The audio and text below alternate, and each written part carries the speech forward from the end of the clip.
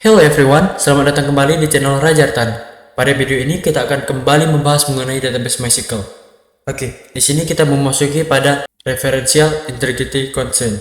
Ya, jadi seperti apa referential integrity constraint tersebut?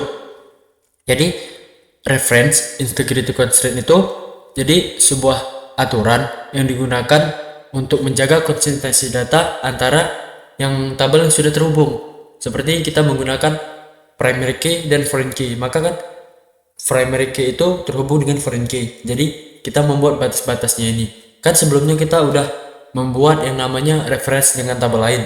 Tapi di situ kita bebas aja menghapus data, mengubah data, dan menambahkan data. Nah, di sini di video ini kita akan membahas mengenai referential integrity constraint itu agar kita itu mempunyai batas-batasan dalam menambah atau menghapus atau mengubah datanya. Oke, seperti apa caranya? Nah, masuk ke MariaDB-nya. Oke, tampilin dulu database yang ada. Nah, use seperti biasa.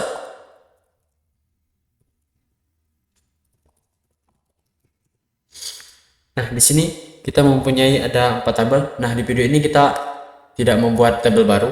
Kita menggunakan tabel wishlist. Karena tabel wishlist ini kan pada video sebelumnya sudah mereference ke tabel products. Oke, kita describe dulu tabel wishlistnya.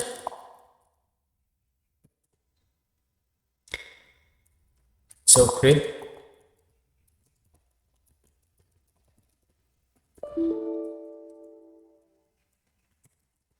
Nah, jadi kan di sini ada nih yang namanya constraint FK wishlist products, yang foreign key ke ID products, reference-nya ke table products pada kolom ID. Nah, di sini ini ada yang kurang. Sebenarnya kita bisa menambahkan referential integrity constraint tadi. Seperti apa caranya? Nah, karena kita udah membuat sebelumnya reference-nya, kita harus menghapusnya dulu kalau ingin menambahkannya. Oke, perintah yang sama digunakan adalah alter table drop constraint. Pasti teman-teman udah tahu. Langsung namanya.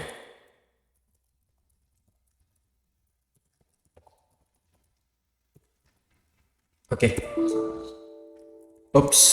Alter table wishlist. Nah, udah oke. Kemudian kita tambahkan lagi, tapi kita menambahkannya ada yang kita tambahkan seperti atau table wishlist, jangan lupa menyebutkan nama tabelnya. Add constraint, namanya tetap sama, product. Nah, sampai sini foreign key, ID product, kemudian reference ke tabel products pada kolom ID. Nah, kemudian kita tambahin lagi di enter aja on update cascade on delete restrict.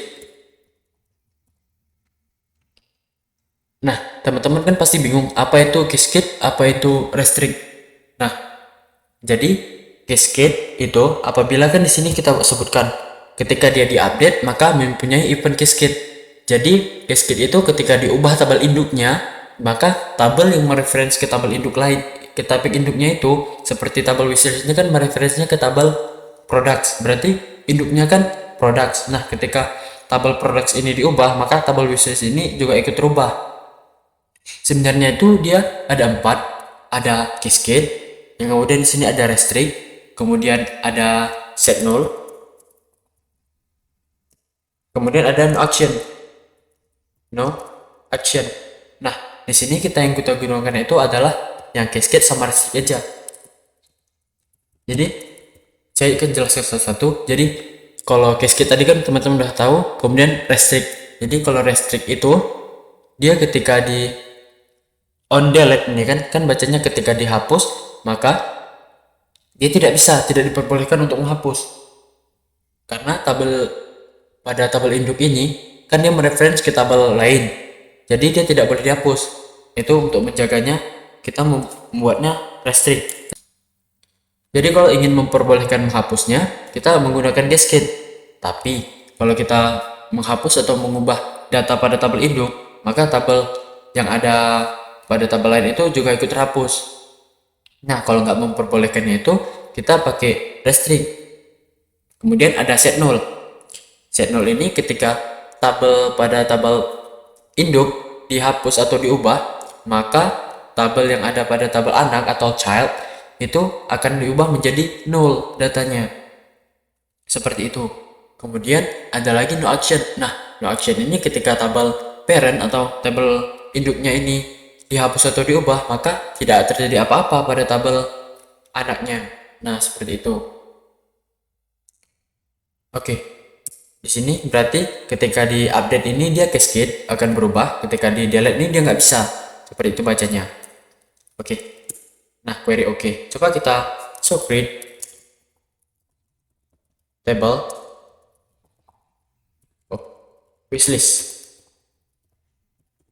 Nah, kan ada nambah nih on delete restrict dan on update cascade. Nah, seperti apa mengeceknya? Nah, kita langsung cek aja nih. Coba kita pada tabel product ini kita update ya. Coba kita tampilin dulu, select bintang from products. Oke, kemudian select bintang from wishlist. Nah, di sini kita yang pakai ini ID product. Di sini ada yang kita pakai ini nomor 2, si Dinda. Oke, coba kita ubah datanya pada si Dinda. Update products, set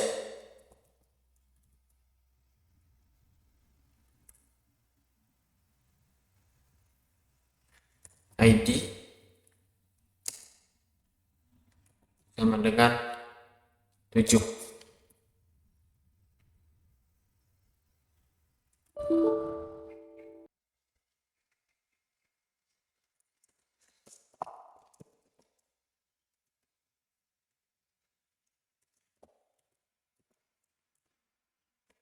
Nah, seperti itu. Jadi saya lupa menambahkan where-nya. Oke, coba kita tampilin lagi pada tabel wishlist-nya. Select bintang from wishlist. Nah, jadi kalau kita menggunakan cascade tadi, otomatis yang di tabel anak ini juga ikut terubah. Nah, sini kan kita menggunakan satu nih, yang pada tabel wishlist. Yang kita gunakan tadi, yang awalnya tadi ID produknya teman-teman lihat 2, tapi ketika kita mengubah datanya pada tabel induk tadi yang punya si Dinda ini kan ID-nya 2. Coba kita tampilin juga yang from products. Nah, otomatis dia sama ini. ID product dengan ID pada tabel products itu sama. Karena kan kita menggunakan cascade. Nah, itu kalau cascade. Bagaimana kalau restrict? Nah, di tabel tadi kan kita menggunakan on delete restrict. Jadi coba kita hapus datanya. Bisa nggak? Kita tes saja ya. Delete from products where ID sama dengan 7. Oke. Nah, nggak bisa. Dan nih error. Kemudian cannot delete or update a parent row. Jadi pada tabel induk ini nggak bisa di delete atau update karena dia concern files. Nah, karena dia mereference ke tabel wishlist. Karena di wishlist ini tabel products itu di reference. Nah, jadi karena ada bacaan on delete restrict ini, maka tidak bisa dihapus. Nah, seperti itu. Oke, bagaimana kalau kita buat yang on delete-nya ini set null? Nah, kita coba aja ya. Tabel products, salah, wishlist, drop, constraint, fk, wishlist, products, product. Nah, oke. Kan udah terhapus nih. So, create label products wishlist. Sorry, wishlist. Nah, seperti itu. Kan udah hilang nih reference-nya. Kemudian kita tambahkan lagi alter table wishlist add constraint namanya sama fk wishlist product, kemudian foreign key, ID product, kemudian reference-nya ke tabel product pastinya, yaitu kolom ID. Kemudian di sini kita buat on update-nya cascade. Nah, teman-teman udah tahu cascade. Kemudian on delete-nya set null. Oke. Nah, di sini kenapa nggak bisa? Karena pada tabel wishlist ini, oke, di sini kita buat nullnya ini no, karena nggak bisa. Nah, jadi nggak bisa karena pada tabel wishlist ini kita set ID produk itu nggak boleh null. Oke, jadi kalau no action ya kita buat ya, no action itu ya nggak perlu dibuat apa-apa gitu teman-teman, no action. Jadi nggak berpengaruh dia. Tapi kalau kita set aja after table products, source wishlist, add constraint fk wishlist product, kemudian foreign key ID product references dengan tabel products yaitu ID, kemudian on update cascade on delete action. Nah, oke. Coba kita show create table products. Oops, salah wishlist. Nah, di sini jadi no action itu ya nggak ada nambah apa-apa karena kita nggak perlu mendeskripsikannya atau menambahkannya pada alter table tadi, karena memang pada bawaannya itu awalnya itu memang no action semuanya, karena kita udah tambahkan sendiri on update cascade. Oke, no action itu ya nggak perlu ditambahkan berarti. Oke, coba kita hapus. Delete from products where ID sama dengan 7, karena yang 7 sering dipakai. Nah, nggak bisa juga delete or update itu nggak bisa, tapi yang bisa tadi yang set null, tapi karena pada tabel wishlist tadi yang ID produknya itu kita buat itu nggak boleh kosong, jadi nggak bisa. Nah, jadi oke. Nah, sampai sini aja pembelajaran kita mengenai referential integrity constraint. Oke, saya akan tunggu kalian di video-video selanjutnya. See you soon.